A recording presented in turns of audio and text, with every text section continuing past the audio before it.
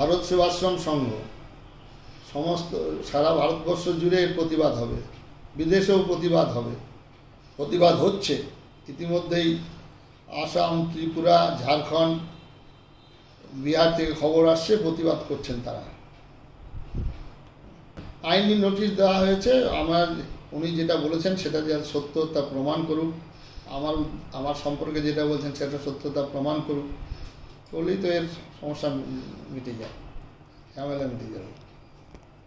হ্যাঁ, তবুও সন্ন্যাসী হিসাবে ঈশ্বরের আশীর্বাদ, তার শুভ বুদ্ধি উদয় হোক, চৈতন্য হোক, এটাই প্রার্থনা করি। হ্যাঁ হ্যাঁ, বক্তব্য রেখেছে আমাদের সিটিং এমএলএ, আমাদের তৃণমূলের দলের। তিনি যে বক্তব্য রেখেছেন, মুর্শিদাবাদ জেলায় 70%, আমরা হলাম মাত্র 30%, 2 ঘন্টার মধ্যে কেটে গঙ্গায় ভাসিয়ে দিতে পারে। এই বক্তব্যের তীব্র প্রতিবাদ আমি করেছি এবং এই বক্তব্যের পরিপ্রেক্ষিতে আমাদের রাজনৈতিকভাবে তাকে কোনো কেউ বলেনি, তাকে বলা যে এটা অন্যায়, এ কথা কেউ বলেনি। সুতরাং এখানে মুর্শিদাবাদ জেলার যে প্রশাসন, রাজেশ কুমার এসপি থেকে আরম্ভ করে পরবর্তী যত এসপি আছেন, মুকেশ কুমার ছিলেন, তারপরে রাজেউরি ছিলেন, তারপরে এখন যিনি সূর্য প্রতাপ যাদবজি আছেন, প্রত্যেকে জানে যে আমি অ্যাডজাস্টেবল প্রশাসনের সঙ্গে সম্পর্ক রেখে আমরা এখানে কাজ করি থাকি। সুতরাং এটা সর্বগ্র মিথ্যা বলে আমি নিজেকে খুব খারাপ মনে করি, নিজেকে একটা খারাপ মনে করেছি বলেই যে সমাজের কাছে আমি কী প্রতিপন্ন হব, যার জন্য আমি আইনি সাহায্য, আইনি ব্যবস্থার জন্য দ্বারস্থ হয়েছি।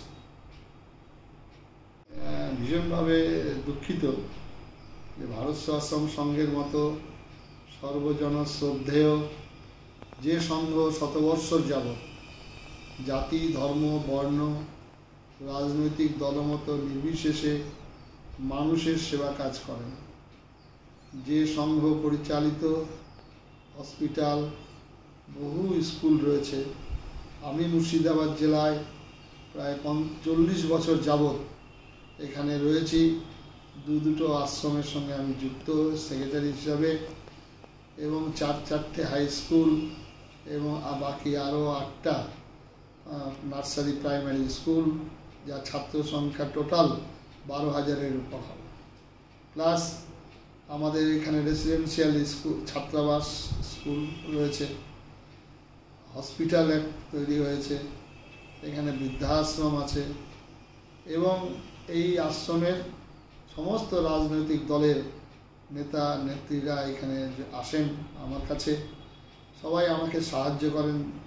এখানে যেমন এমপি হিসাবে অধীর রঞ্জন চৌধুরী টাকা দিয়েছেন, এখানে যেমন এমএলএ হিসাবে শফি তিনি টাকা দিয়েছেন, এখানে হাসান এমএলএ হিসাবে টিএমসি তিনি টাকা দিয়েছেন, সিপিএম গভর্নমেন্টের সময় বিনয় চৌধুরী তিনি জায়গা অ্যালটমেন্ট করেছেন, এবং সিপিএমের সভাপতি হিসাবে যিনি ছিলেন আন্ডারি, তিনি প্রভূত হেল্প করেছেন। এই জেলা পরিষদের মধু যিনি ছিলেন, তিনিও তার জেলা পরিষদ থেকে প্রচুর স্কুলের জন্য বোর্ড, চেয়ার, টেবিল দিয়েছেন।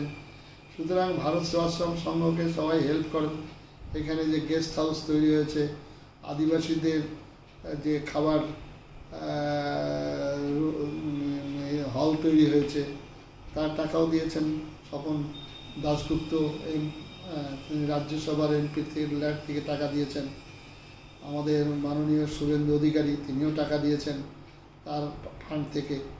সুতরাং এখানে রাজনৈতিক দলের কোনো রকম বিচার করা হয় না। আর আমরা ব্যক্তি সন্ন্যাসী, আমি হিন্দু সন্ন্যাসী, আমার ধর্ম, আমার সংস্কৃতি যখন আক্রান্ত হয় তখন আমি সেখানে দুঃখে দাঁড়াই, প্রতিবাদ করি।